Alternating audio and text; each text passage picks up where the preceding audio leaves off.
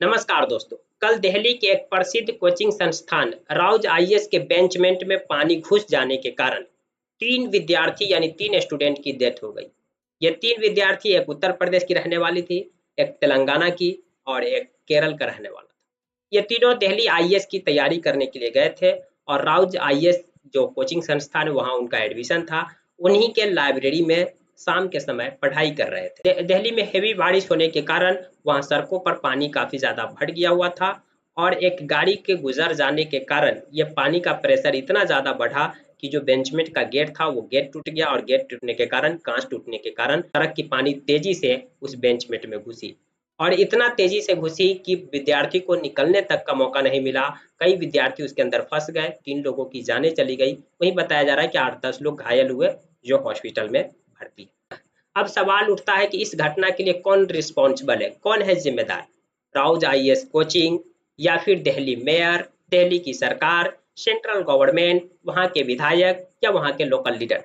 सवाल उठता है कि दिल्ली देश की राजधानी है, कैपिटल, और कैपिटल में पानी के निकलने की व्यवस्था इतनी नहीं है कि वहां पर रोड पर इतना ज्यादा पानी लग गया और वो पानी बेंचमेंट का गेट तोड़कर अंदर इतना तेजी से घुसा कि लोगों की जानें चली गई। बता रहे स्टूडेंट कि कुछ ही समय में छत के बरोबर पानी घुस गया, जिस कारण से वो निकल नहीं पाए। पानी का प्रेशर इतना ज्यादा था कि उनके हाथ पिछल रहे थे और गंदा नाला का पानी होता है जिसमें वो सही से मतलब निकल भी नहीं पाए, जिस कारण इन विद्यार्थियों की मौत हो गई। इसके लिए कौन रिस्पॉन्सिबल है? कोचिंग जो जिसे उस बेंचमेंट में क्लासे नहीं चलाना चाहिए, मेयर उन्हें नाला और रोड का ख्याल रखना चाहिए, या फिर विधायक या फिर सरकार?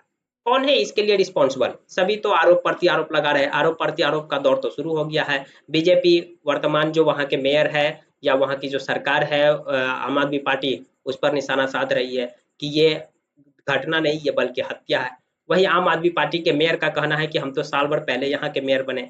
15 साल तक एमसीडी पर बीजेपी का राज था। एमसीडी यानी कि मेयर वहां की बीजेपी की थी। तो 15 साल में उसे इस व्यवस्था को ठीक करना चाहिए या नहीं करना चाहिए?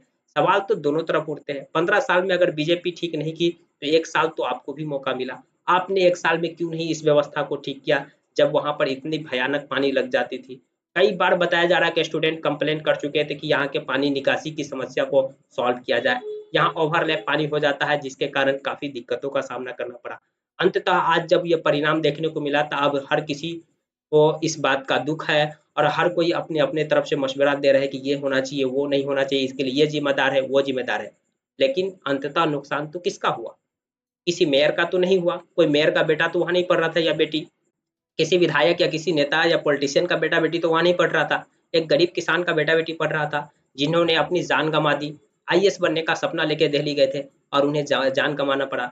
बता रहे कि इनमें जो स्टूडेंट तैयारी कर रहे थे, रात में जो शाम में पढ़ाई कर रहे थे, उनका पीटी क्लियर था, मेंस की तैयारी कर रहे थे, लाइब्रेरी में बैठ के अपना मेंस का आंसर राइटिंग की प्रैक्टिस कर रहे थे।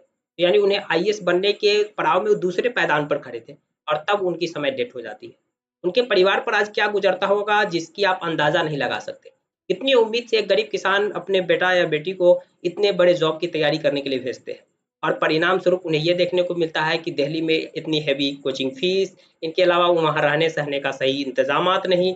बताया जा रहा है कि कुछ छोटे छोटे से रूम का भाड़ा 10,000, 15,000, 20,000 रुपया लेते हैं।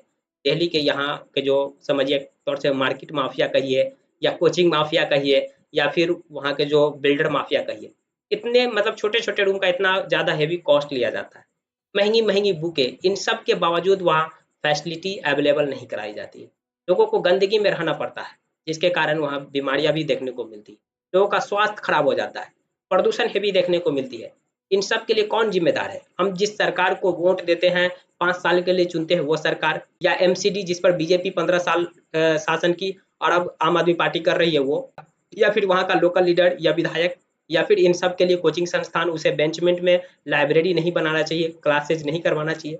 इन सब के लिए कौन जिम्मेदार है? सवाल तो उठता है ना। वहीं एमसीडी की ओर से प्रेस रिलीज में कहा गया है कि जो राउज आईएएस स्टडी जो कोचिंग सेंटर था, उन्हें एनओसी इसलिए दिया गया ताकि वो जो नीचे बेंचमेंट है इसके अंदर वो स्टोर रूम में इस्तेमाल कर सके।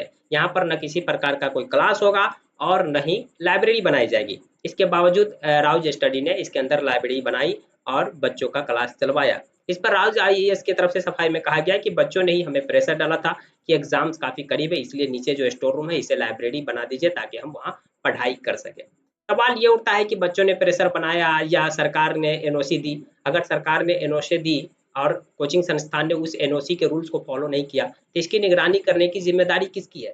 सरकार की ही है ना। आप बीच में जाकर क्यों नहीं देखे? समय समय पर इस हालात का अपडेट क्यों नहीं लिए कि हम जितने बिल्डिंगों, जितने कोचिंग और जितने इंस्टीट्यूट को एनओसी दिए हुए हैं, उन सब जगहों का क्या हाल है? वहाँ पर रूल्स को फॉलो किया जा रहा है या रूल के अगेंस्ट काम किया जा रहा है? अब जब ये घटना घट गई है, तो खबर ये चल रही है कि लगभग 15 कोचिंग संस्थान ऐसे थे जिनके बेंचमेंट में ये क्लास चल रहे थे और उसे सील कर दिया गया है सरकार की तरफ से, मेयर की तरफ से।